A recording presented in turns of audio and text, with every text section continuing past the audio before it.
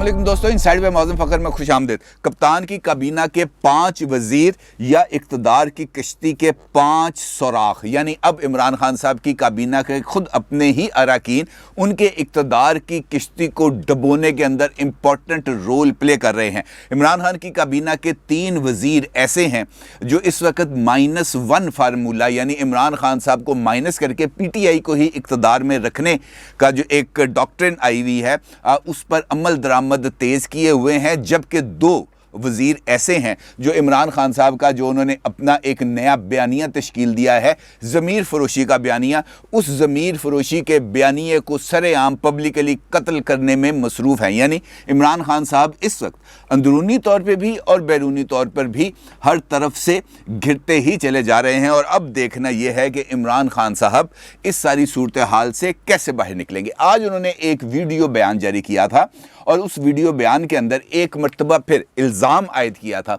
Opposition के ऊपर और अपोजिशन की क़यादत के ऊपर कि ये तमाम लोग हैं, चोर हैं, लुटेरे हैं, मनी लॉन्ड्रर हैं, पाकिस्तान से पैसों को चोरी करके बैरून मुल्क लेके गए और अब उसी चोरी शुदा पैसे के ज़रिए इमरान खान साहब को इक़्तिदार से अलग करने की एक मुहिम को चला रहे हैं। और इमरान खान साहब के बकौल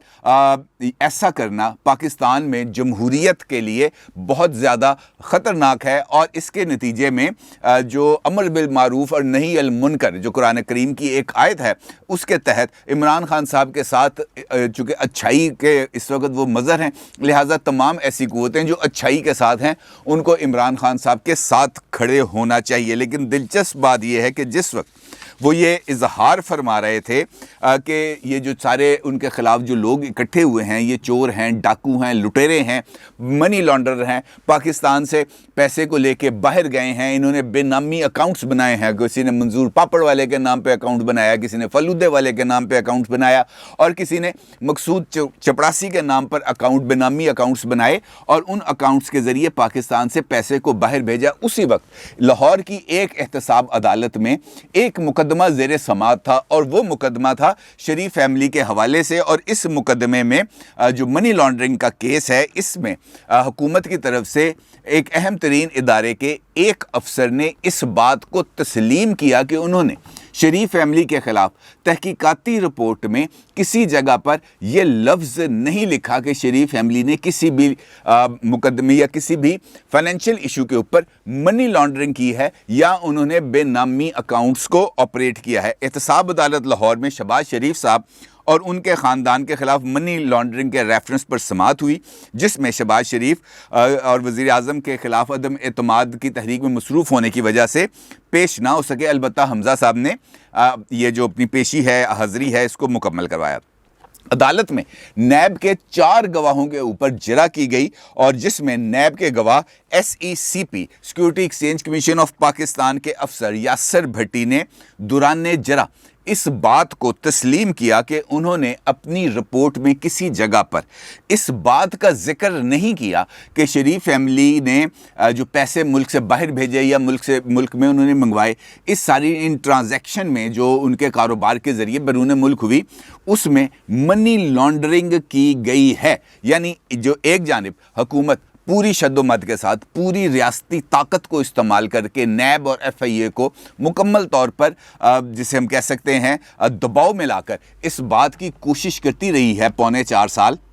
कि शरीफ फैमिली को किसी न किसी तरीके से चोर, डाकू और मनी लॉन्ड्रर साबित किया जाए। लेकिन पौने 4 साल गुजरने के बावजूद, तमाम रियासती जबर और दबाव को इस्तेमाल करने के बावजूद, नैब और FIA शहजाद अकबर साहब और दीगर को मीडिया ट्रायल करने के बावजूद भी शरीफ फैमिली के ख़िलाफ़ जो ख़ुद नैब के गवाह हैं वो ये कहने पर मजबूर हैं कि जनाब मनी लॉन्ड्रिंग नहीं हुई। तो वज़ीर आज़म साहब जो हर वक्त रियासत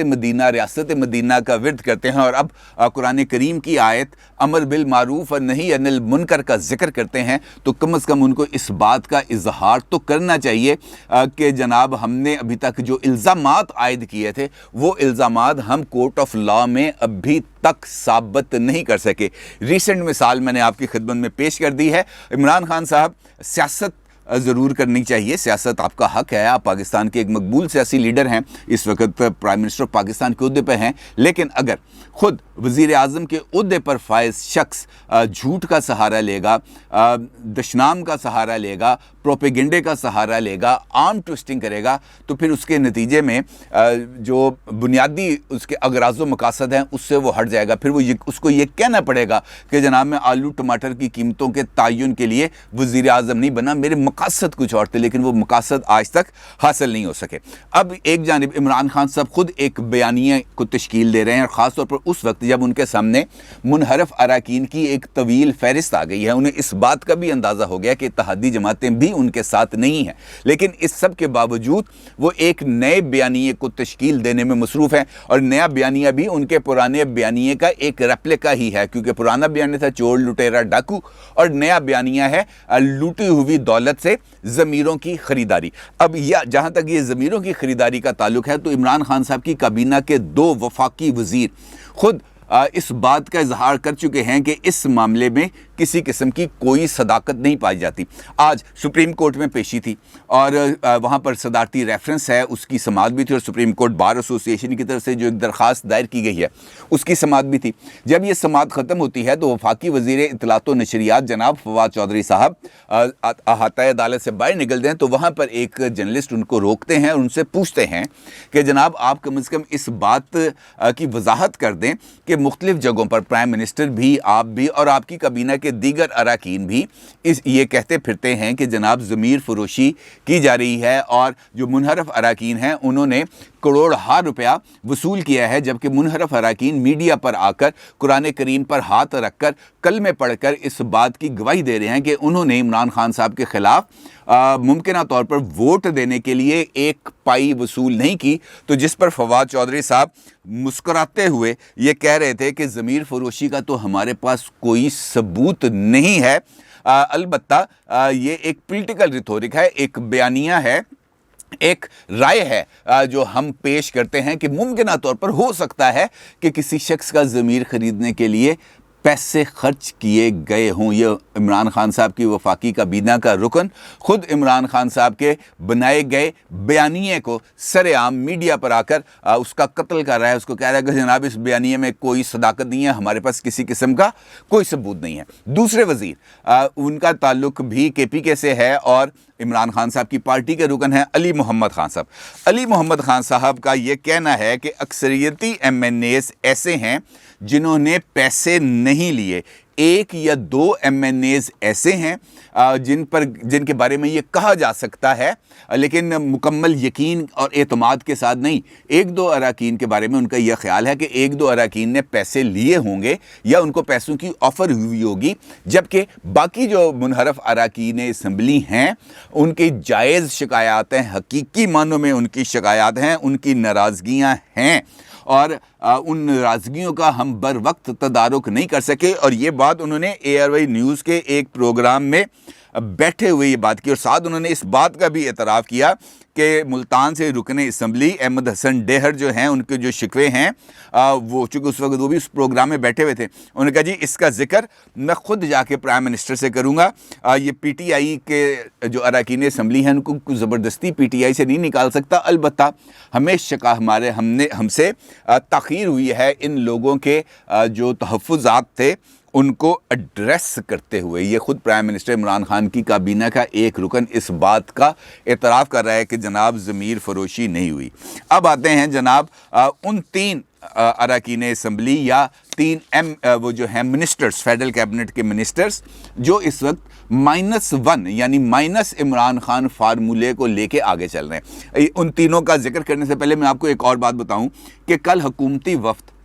کی ملاقات ہوئی متحدہ کے وفد سے پارلیمنٹ لاجز میں. جو حکومتی وفد تھا اس کے اندر شامل تھے جناب اسپیکر نیشنل اسمبلی اسد کیسر صاحب اور اسد عمر صاحب اور پرویز خٹک صاحب, جبکہ جو متحدہ کا وفد تھا اس کے اندر خالد مقبول صدیقی صاحب تھے, عامر خان صاحب تھے, وسیم اختر صاحب تھے. اور وہاں پر بھی جو میڈیا رپورٹس ہیں جس کی ایم کیو ایم والوں نے خود بھی تصدیق کی ہے, اس ملاقات میں بھی باضابطہ طور پر ایم کیو ایم نے حکومتی وفد کو یہ بات کہی کہ جناب آپ عمران خان صاحب کو سائیڈ پہ کر دیں, اپنی حکومت بچائیں. آپ اگر اپنی حکومت بچانا چاہتے ہیں تو پھر آپ کو مائنس عمران خان کرنا ہوگا. اگر آپ مائنس عمران خان نہیں کرتے تو پھر ہم سب اور باقی لوگوں کے پاس بھی آپشنز بہت حد تک محدود ہو جائیں گی. اب کپتان کے ہی ایک سب سے قابل اعتماد کھلاڑی عمران خان صاحب کے دستے راست, ان کے فیورٹ فیصل ووڈا صاحب نے اس بات کا برملا اظہار کیا ہے کہ عمران خان صاحب کی کابینہ کے 3 وزیر ایسے ہیں جو عمران خان صاحب کو وزارت عظمیٰ کے عہدے سے ہٹانے کے لیے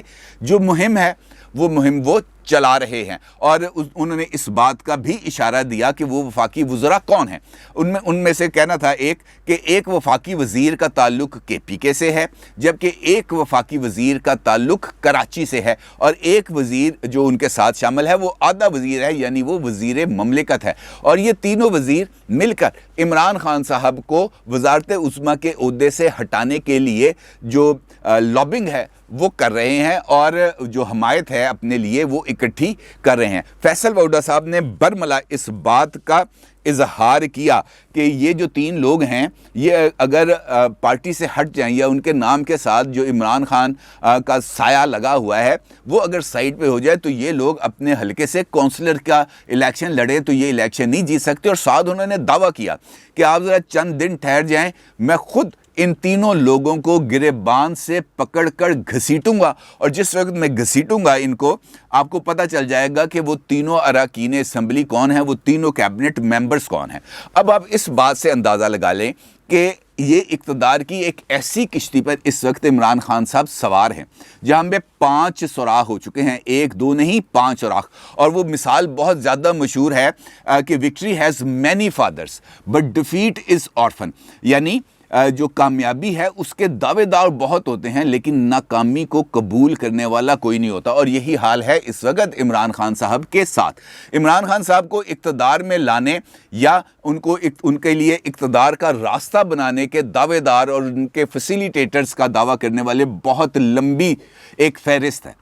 بلا شبہ اس کے اندر عمران خان صاحب کا بھی کردار ہے, لیکن فیسیلیٹیٹرز کے کردار کو کسی طور پر نظر انداز نہیں کیا جا سکتا. اور آج وہ لمحہ ہے جب عمران خان صاحب اپنی حکومت کی ناکامیوں کا ذمہ دار گردانے جا رہے ہیں, لیکن ان ناکامیوں کا حصہ بننے کے لیے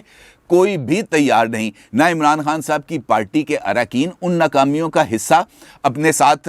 جوڑنے کے لیے تیار ہیں, اور نہ ہی وہ تمام وزراء جو گزشتہ 4.25 سال میں گاڑیوں کے اوپر جھنڈے لگا کر اور ہوٹر والے پروٹوکولز کو انجوائے کرتے رہے ہیں, لیکن اس وقت کوئی بھی سامنے آ کر ان ناکامیوں میں اپنا حصہ ڈالنے کے لیے یا اس کی ذمہ داری قبول کرنے کے لیے تیار نہیں. اور یہی اقتدار کا سب سے بڑا المیہ ہوتا ہے, جب عروج پہ ہوتے ہیں تو سب لوگ آپ کے ساتھ ہوتے ہیں, لیکن جیسے ہی زوال کے سفر کا آغاز ہوتا ہے تو کوئی ساتھ نہیں رہتا. اور اس صورتحال میں عمران خان صاحب یہ کہتے ہیں اور یہ دعویٰ کرتے ہیں کہ 27 مارچ کو وہ ایک جلسہ کریں گے, اور اس جلسے کے اندر لاکھوں افراد بھی موجود ہوں گے, اور تحریک عدم اعتماد پر ووٹنگ سے 1 دن پہلے وہ کچھ ایسا کریں گے جس سے یہ پورے کا پورا منظر ہی بدل جائے گا. اب جو سینیریو میں نے آپ کے سامنے پیش کیا ہے, اس سینیریو کے تحت تو مجھے یہ لگ رہا ہے کہ عمران خان صاحب کے پاس ایسا کوئی سرپرائز اب شاید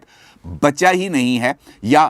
جس کے بارے میں مختلف لوگوں کا خیال ہے, میرا بھی خیال ہے کہ وہ صرف ایک کارڈ استعمال کر سکتے ہیں, لیکن ممکنہ طور پر وہ جو کپ ہے اس کو ابھی ہونٹوں تک آنے میں بھی بہت سارا فاصلہ طے کرنا ہے, اور اس دوران ان کو نکیل ڈالنے کے لیے, ان کو دائیں بائیں کرنے کے لیے یا ان کو ارریلیونٹ کرنے کے لیے بھی بہت ساری قوتیں اس وقت میدان میں ہیں. لہٰذا وہ کارڈ بھی شاید ان کے پاس کھیلنے کو نہیں بچے گا. اور یہ جو اس وقت ان کے دعوے ہیں, میں یہ سمجھتا ہوں کہ جب جو ناکامی ہے اس کی ذمہ داری لینے کے لیے ان کے دائیں بائیں کھڑے افراد میں سے سامنے آ کر عمران خان صاحب کو ڈیفینڈ کرنے کے لیے, اس ناکامی میں اپنا حصہ ڈالنے کے لیے, اس کی ذمہ داری قبول کرنے کے لیے کوئی تیار نہیں ہے, تو ایسی صورتحال میں جو کامیابی کا یا سرپرائز کا جو دعویٰ کرتے ہیں عمران خان صاحب, وہ ایک بلف سے زیادہ اور کچھ نہیں ہے, مائنڈ گیم ہے, ایک دعویٰ ہے. یہ بالکل ویسا ہی سرپرائز ہے جب عمران خان صاحب لاہور سے آزادی مارچ لے کے گئے تھے اسلام آباد، اور وہاں پر چند دن کشمیر روڈ پر قیام کرنے کے بعد انہوں نے اس بات کا دعویٰ کیا تھا کہ میں آج ایک ایسا سرپرائز اعلان کروں گا جس کے نتیجے میں اگلے 3 سے 4 دن کے اندر نواز شریف صاحب کی گورنمنٹ ختم ہو جائے گی۔ اور جب شام کو انہوں نے آ کر جلسے سے خطاب کیا تھا تو ان کا سرپرائز یہ تھا، جو سرپرائز اناؤنسمنٹ تھی وہ یہ تھی کہ جناب آپ لوگ بل جمع نہ کرائیں، آپ لوگ سول نافرمانی کی تحریک شروع کریں، آپ لوگ جو ہے پیسے بیرون ملک سے وہ بینکنگ چینلز کے ذریعے نہ بھیجیں بلکہ ہنڈی کے ذریعے بھیجیں۔ اور اسی جلسے میں انہوں نے اپنے بنی گالا کا بجلی کا بل بھی جلا دیا تھا، لیکن اس سرپرائز اناؤنسمنٹ کا بھی کوئی نتیجہ نہیں نکلا تھا اور عمران خان صاحب کو 126 دن دھرنا دینا پڑا تھا، وہ بھی بلف تھا۔ اور اب بھی جو اناؤنسمنٹ کرنے جا رہے ہیں وہ بھی بلف کے علاوہ اور کچھ نہیں۔ اپنی رائے کا ضرور اظہار کیجیے گا۔ آپ کا بہت شکریہ۔ اللہ حافظ۔